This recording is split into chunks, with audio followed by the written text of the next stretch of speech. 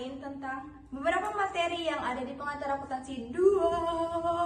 Oke guys, jadi materi yang pertama ada petty cash. Petty cash itu adalah dana kecil yang disimpan dalam bentuk tunai untuk membiayai pengeluaran kecil dan tidak terduga dalam suatu organisasi atau perusahaan. Dana ini biasanya digunakan untuk membayar biaya-biaya kecil seperti biaya perjalanan, biaya makan, atau biaya lain-lain yang tidak dapat dibayar melalui proses pembayaran normal.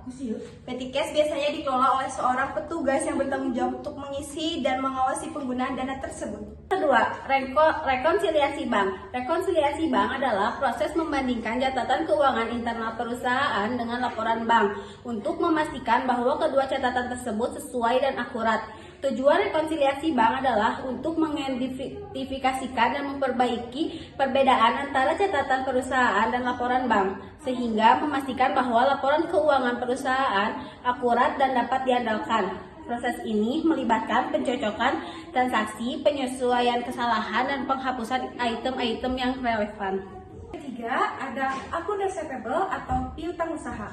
Adalah jumlah uang yang harus dibayar oleh pelanggan kepada perusahaan atas penjualan barang atau jasa yang dilakukan secara kredit. Akun receivable merupakan aset lancar perusahaan yang diharapkan dapat diubah menjadi kas dalam waktu dekat.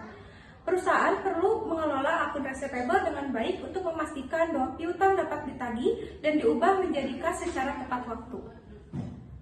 Keempat, non receivable adalah piutang yang didukung oleh dokumen resmi seperti promise atau wesel yang menyatakan jumlah yang harus dibayar oleh debitur kepada perusahaan pada tanggal tertentu. Non receivable memiliki jangka waktu tertentu dan biasanya memiliki bunga. Ini dianggap sebagai aset perusahaan yang dapat diubah menjadi kas pada saat jatuh tempo. Yang kelima adalah aktiva tetap. Aktiva tetap adalah aset berwujud yang dimiliki perusahaan untuk digunakan dalam operasional bisnis, seperti bangunan, mesin, peralatan, dan kendaraan. Aktiva tetap memiliki umur ekonomis yang panjang dan tidak dimaksudkan untuk dijual dalam kegiatan normal perusahaan.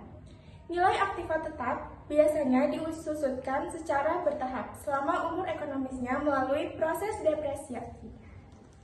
Yang terakhir ada akuntansi manufaktur. Adalah sistem akuntansi yang digunakan untuk menghitung biaya produksi dan mengelola proses produksi dalam perusahaan manufaktur. Ini melibatkan penghitungan biaya bahan baku, tenaga kerja, dan overhead pabrik.